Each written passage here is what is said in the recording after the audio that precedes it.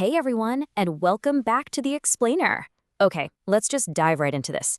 Imagine you're just walking along, minding your own business, when suddenly, bam, you're engulfed by a mysterious light.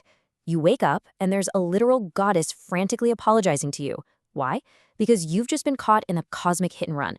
You're never supposed to be summoned to a magical world, but someone pressed the wrong button and now, well, you're here. Today, we're breaking down the absolutely epic, totally accidental journey of an ordinary guy who gets handed god-tier powers simply to make up for a massive administrative error. So what exactly happens when a cosmic apology comes with maxed-out stats? Meet Takemi Arma. Before the accident, he was just a tired, nearly 40-year-old office worker. But Lady Nolan, the goddess of creation, feels so terribly guilty about him getting dragged into this otherworldly summoning that she gives him the ultimate upgrade. He gets a fresh, handsome 17-year-old body, a massive inventory system, and her divine blessing. But as we're going to see, this blessing is essentially a cheat code for reality itself. All right, Section 1, an accidental overpowered hero. To protect Takemi from the corrupt empire that accidentally summoned him in the first place, the goddess drops him on a completely different continent called Asgard. And his power progression? It's terrifyingly fast. Like, on day 1, he realizes he has max-level appraisal and an infinite item box. By day 2, he selects alchemy as his profession, and because of that divine blessing, his skills level up at an absurd pace. He's mixing potions that practically radiate pure mana. And by day 3, he's using earth magic and his new carpentry skills to build a fully furnished house from scratch right in a starter village. But honestly, his craziest early achievement is his very first companion. While testing his limits out in the forest, he's attacked by this massive armored boar. His beginner magic does literally nothing. But then he stumbles upon a dying level 19 venomous spider that actually tries to protect him. Using his alchemy, he decomposes the boar, saving himself. Then he uses his absurd light magic to heal the spider's severed leg. This terrifying monster becomes his fiercely loyal familiar. And the best part? He adorably names her Maple. Yep, he named a lethal assassin spider after a leaf. Moving on to Section 2. The unstoppable alchemist rises. Takemi quickly outgrows that starter village and relocates to the sprawling city of Volton. To guard his new mansion and his alchemical secrets, he's advised to buy slave contracts. This brings us to his first human companions, Maria, who is a highly capable combat maid, and Sophia, an elf knight crippled by a 50-year-old curse.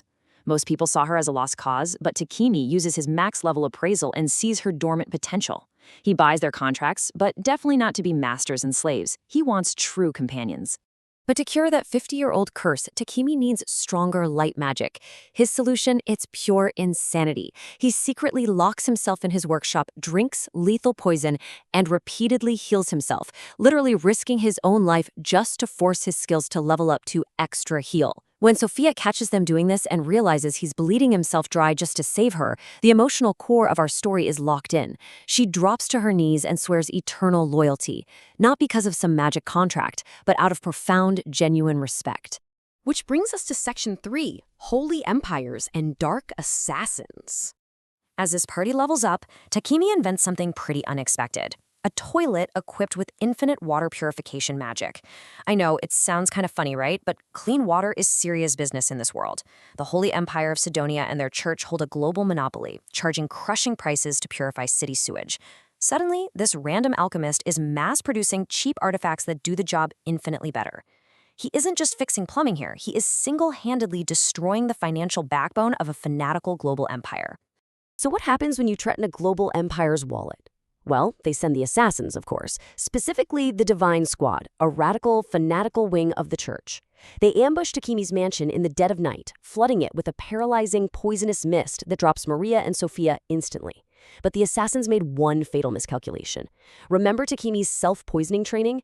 Yeah, he and Maple have absolute poison immunity. Takemi just walks right through the mist and completely flips the ambush on this terrifying death squad. Knowing that a full-blown war with Sidonia is now basically inevitable, Takemi begins some systematic preparation. He ventures into high-level dungeons to mine incredibly rare mithril and adamantite. He forges custom, top-tier armor and enchanted weapons for Sophia and Maria. Oh, and he just casually tames an ancient stone golem, names him Titan, and uses his alchemy to upgrade Titan's body with adamantite, giving him the ability to transform into a massive, heavily armed megazord to guard the house. Just casual alchemist things, right? Let's look at Section 4, Building a Fortress City. Takemi is handed an impossible problem. Thousands of displaced refugees need a home, and the only available land is a deadly wasteland. His solution completely defies logic. He asks for 10 days. Using his overpowered earth magic, space expansion, and sheer alchemical genius, he paves roads in seconds. He builds a moat, water channels, and an entire city, complete with a castle in just 10 days. What was supposed to be a flimsy refugee camp instantly becomes an impenetrable fortress city. And it's right here that the timeline catches up. The actual heroes, the ones Sodinia originally meant to summon from Earth, finally arrive. But something is horribly wrong with them. The other Japanese summons have become arrogant, cruel, and completely brainwashed by the Empire. Takemi encounters them in a guild, absolutely humiliated by their vile behavior. He ends up rescuing their companion, a fellow Japanese summon named Akane, along with her slave Lulu. He breaks Lulu's contract and offers them both a safe haven in his new fortress. Section 5.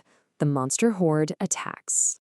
The massive magical energy from Sidonia's summoning has basically driven the continent's monsters insane, and an unnatural horde is marching straight for Takemi's new city.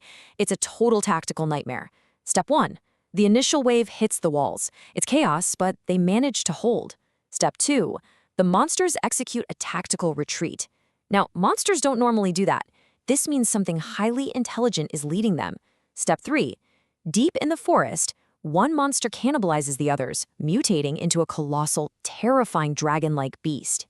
The battlefield turns into a cinematic spectacle. Rival adventurer guilds, the Scarlet Rose and Lion's Fang, actually put aside their differences and unite their mages under Takemi's banner to hold the flanks. But the mutated dragon is just too strong. Sophia, desperately wanting to protect Takemi, launches a reckless frontline strike. She takes a direct, lethal hit from the dragon's breath, falling right to the very verge of death. Seeing Sophia fall, Takemi just snaps. He summons his ultimate alchemical creations, Amaterasu and Tsukiyomi. These are a pair of sacred twin swords forged from orichalcum. Combining devastating physical damage with psychic destruction, he launches himself at the dragon.